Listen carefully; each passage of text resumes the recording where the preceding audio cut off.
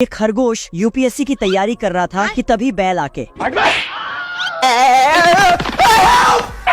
अब बैल जाके अपने सिंग में धार लगा के आकर खरगोश को हवा में उछाल देता, लेकिन ये खरगोश हवा में भी पढ़ाई कर रहा था।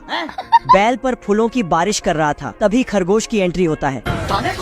फिर बैल खरगोश को मारने जाता तो खत्म।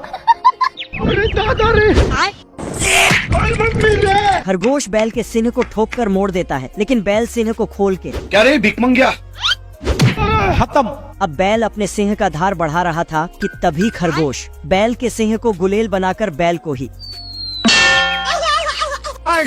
Love you. बैल फिर से सिंह का धार बढ़ाने में लग जाता। इधर खरगोश कपड़े में बंदूक छिपा कर रखता है तो बैल आके बंदूक ही लेके भाग जाता है। ये क्या होगा?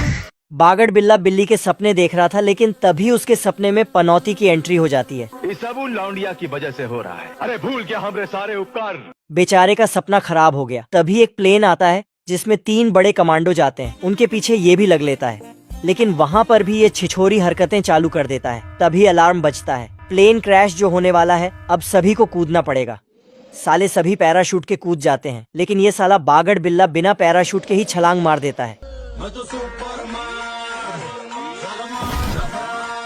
सभी अपने पैराशूट खोलते हैं। बागड़ बिल्ला भी अपना लॉकेट खोल देता है। तो गया बेटे। लेकिन लगता है आज इस पर अल्लाह मेहरबान है। वह पैराशूट के ऊपर फुदकने लगता है।